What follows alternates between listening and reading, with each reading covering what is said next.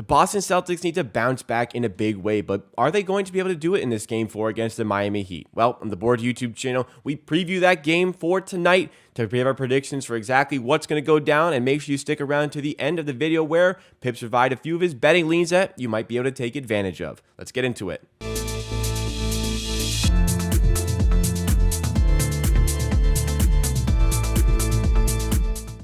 The 8 seed Miami Heat are just one win away from the NBA Finals, and they have 4 chances to do it against the 2 seed Boston Celtics. This series has spun out of control. Pips, I remember after game 1, you're like, well, this series going to 6 games seems pretty good, but it seems like it's not going to go to 6 games, and it's going to be Miami who still wins the series. So incredible turn of events. Let's start off with that game 3. I can't remember a more shocking watch than the Suns Mavericks game 7, where just all of a sudden it was like 20, 30 points. You had no idea what had happened, and you just accepted it. How have Miami gotten to the point where they're up 3-0? But more importantly, how did they dominate so vastly in that game 3? So I think Miami Heat I'll always go down to the coaching, but this coaching in this series in particular was just out of the world. Mm-hmm. Everything they do is great, crazy. Their defensive movement schemes, they are like soldiers. They are playing like soldiers on defense. Just everything doing whatever they can, like crazy good defense. And on the other side, it's down to poor defense from Boston Celtics. They are not just. If I hate to talk about who wants it more, but in this series, especially in Game 3, we see that Miami Heat just dialed in. Which one part of the game is not going to show that thing. This is the most amazing thing I've ever seen in my life. Boston Celtics 21 offensive rebounds, Miami Heat 1 offensive rebound. So 20 offensive rebounds more for Boston Celtics. So 20 more chances to score, and they are blown out by 30. Yeah. I seriously didn't think that's a possibility in the conference finals. So it's not like first seed playing against the worst team in the league and that kind of stuff. It's conference finals, and one team is out-rebounded offensively, 20 offensive more rebounds, and they are blown out by 30. That's just such a poor execution on offense and playing literally poor defense from a team that last season we said like one of the best defensive teams ever. Like not top 5, but we could talk about being top 10 or one of the best of the last decade. They looked absolutely amazing with defense, and now they just look not good enough. So I'll say Miami Heat and Boston Celtics. Boston obviously has a more talented team. And if you switch coaching on both sides, I think Celtics win this series. Yeah, I agree. The coaching, the difference has been vast. Mazzulla has been, for lack of a better word, he's been exposed this series. Spoelstra has eaten his lunch in every single game here. Yeah, I don't think Mazzulla is doing very poor job. I don't think it is. He's doing okay. He's doing okay, but on the other side is one of the all-time greats. Yeah. And Mazzulla just getting out coached. Yeah, Mazzulla's got a good team. He's getting the output you would expect from that team. It's just Spoelstra is getting so much extra out of his group that you have the potential for that game 3, which by the way ended 128-102. The third quarter, when Celtics were down big already, the Miami Heat once again in the third quarter ran away with it. They won the third quarter 32-17.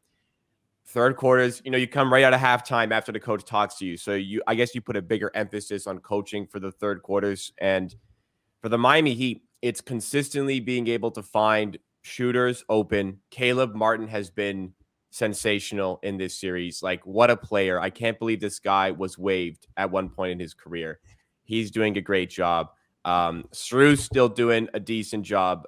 Duncan Robinson running him off the 3-point line, but now adding in the layup game, getting to the rim, that has been excellent. And Handles, yeah, handles. He improved his handles a lot. yeah, shout Yeah, out to Spoelstra for still getting that, and shout out to Duncan Robinson for adding that into his game. But like Martin, other than Jimmy, has been one of the MVPs this series, but also Bam Adebayo has been just massive. I've talked ill of Bam Adebayo this season, but really seeing his levels defensively, which everybody talks about, but yeah, offensively, I want to talk about as well because the dribble handoffs, the space that he's creating is massive to this team. His passing has been great. Like he's setting up the offense really well.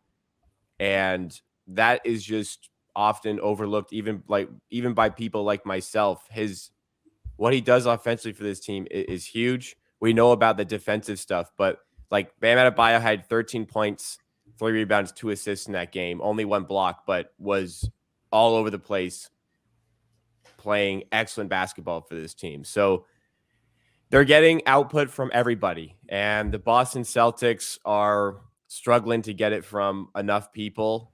And you saw, it's tough, like, you're down by 25 to still be hyped up for the game. But that team, even the commentators talked about it, shell shocked, and they knew already that they lost that game. So, how do Boston rebound and win this game 4? Because it's an elimination game now.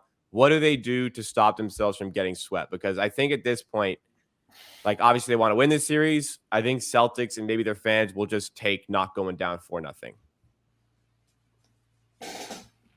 probably the showing of the game 7 of the previous series just dialed in from first second of the game, last second of the game. I kind of like starting Derek White. I was expecting it to be sooner, Mm-hmm. but Al Horford can be the guy. So the entire game they were just picking him up.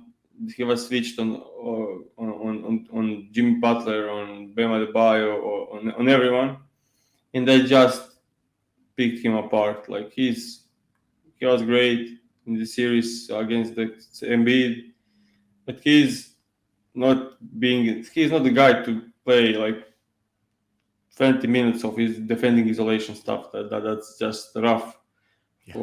for them.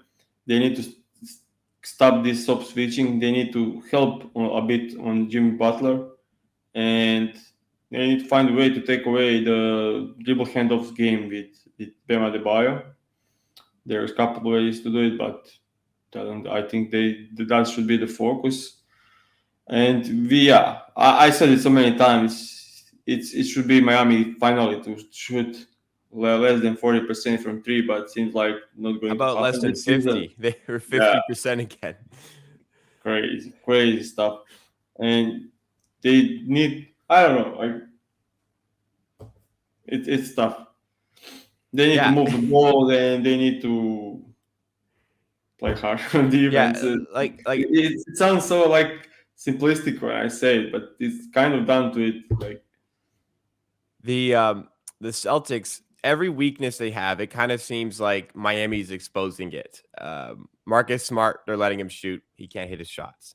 Derek White isn't finding enough room to operate offensively. They're not getting enough out of him. Jaylen Brown, Miami is forcing this guy to take the ball off the dribble, and he is really, really getting exposed for his lack of handles. I have never seen, like, there's always these discussions Jaylen Brown doesn't have handles. I've never seen it been exposed to the degree this.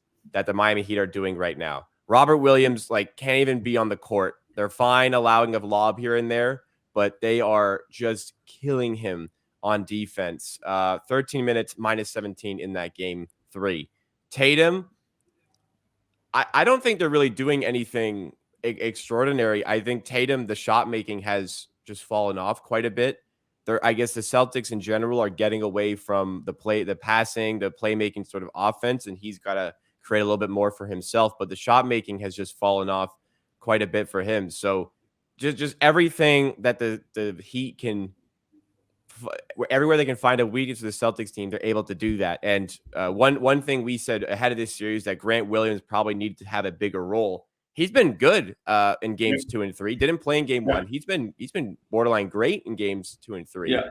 He Other was than probably their uh, best player in game 2 and yeah, game 3. other than daring Jimmy Butler to win the game with 6 minutes left in game 2, that was probably a regrettable mistake to poke the bear like Yeah, that. even after that, he scored almost Yeah, as much as Jimmy down yeah, the road. he's been good. He's been great, I'll say. He's hitting his shots, he's getting to the rim. He's a tenacious defender. Just Jimmy Butler exposed him late in game 2, but I don't think anybody would be able to guard Jimmy Butler the way he was playing there. Well, So, let's talk about for a second. Malcolm Brogdon had 0 points in the advanced 18 minutes. yeah. Zero, zero. Yeah, didn't even mention him, but yeah, he's Mhm. they're just like there's just too many guys not playing well. And Brogdon, sixth man of the year, so influential during the season, no output there. Oh my God, this Miami Heat defense is scary. This is Yeah, scary for sure. yeah.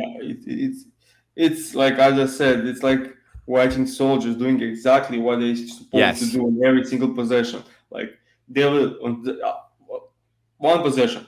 So they will first. Jalen, it was transition after a miss. Jalen Brown started to go to the attack the rim. They completed 3 guys on him. They helped. They collapsed on him. He passed the ball. Bam Adebayo is in the corner 2-on-1. He stunned. They pass the ball. Caleb Martin is 2-on-1. He stunned. They pass the ball. It goes to the Smart, and you can live with it. So they did everything. They run the ball off the Tatum, of the Jalen Brown, of the Malcolm Brogdon, and then you have Marcus Smart closing getting the line to drive. Bam Adebayo going to help. If he shoots the 3, they are okay with it, and they did everything they supposed to do on the set. Like that's one possession. So many like 3 to 4 defensive like key stuff happened to get the ball to the Smart. It's not like they get the ball to the Smart. It's like they put so much effort for it to happen. And when Smart receives the ball with 7-8 seconds on the shot clock, they are okay. We did our job. If he shoots, we are okay with it. If he passes the ball back to Jason Tatum and he takes the pull up with shot clock running out, also great. So yeah, they are just working hard, and it's unbelievable. It's unbelievable to see from the guys that are not well known, like some great defensive players like Duncan Robinson and Struz being on the floor, and they still like Kyle Lowry at this age of the career, Kevin Love, Cody Zeller, like they Cody have Zeller. yeah, Yep. 2 of these guys always on the floor almost, and their defense still looks amazing. That's kind Yeah. of a really Duncan good. Robinson being able to hold himself defensively, testament to Miami's defense. Also, testament, Duncan Robinson has just been doing a good job as well. So, But this season, I know probably you noticed. Okay, Hawks couldn't hide Trae Young because there were a lot more big defensive players. But hunting the mismatch didn't go well in this series. Only if you are not Jimmy Butler, because like okay, team spends 15 seconds to get Tatum on the Duncan Robinson on Tatum. They spent 50 seconds to get that switch, and the switch comes, and he needs 5 couple seconds to start the attack. So it's now 7 seconds on the shot clock, and they just double team, and they just rotate to leave Marcus Smart wide open or R Horford and they did their job. mhm. So it also caused chaos. So many turnovers for them late in the shot clock. They are okay with smart shoot. So yeah, that's that kind of defense that you just hunt the mismatch. This is the first season that last couple of seasons, if you had one poor defensive player on the court, you will get exposed. Like Duncan Robinson couldn't stay on the floor last season. Tyler Hero had problems staying on the floor. Like all these weak defensive players had trouble being in the playoffs. Now it's kind of easier for them to be on the floor because defense improved and they figured some things out. Yeah. Yeah. And that's So been yeah, massive for the Heat all throughout the playoffs, being able to keep these guys on the floor and have this constant rotation where nothing drops. The level stays the same when new guys come in. yeah. So let's look at the game line for this one quickly here. We'll pull up the BetStamp app. Remember to line shop with the BetStamp app, but in order to line shop, you need to have all the sports books available at your disposal. And in order to sign up those sports books, we encourage you to use our link in description, betstamp.app/theboard, where we get our affiliate links there. We get a little bit of extra support, and you make yourself a smarter sports better by having those extra accounts to get the best price on every wager. All of a sudden now, the Miami Heat are favored for the first time in this series. They were 8.5-point underdogs for game one, 9.5 for game two, 4.5 for game three, and they are now 1.5-point favorites here. Profit Exchange is the best price, -1.5. Minus 105 on the -1.5 spread.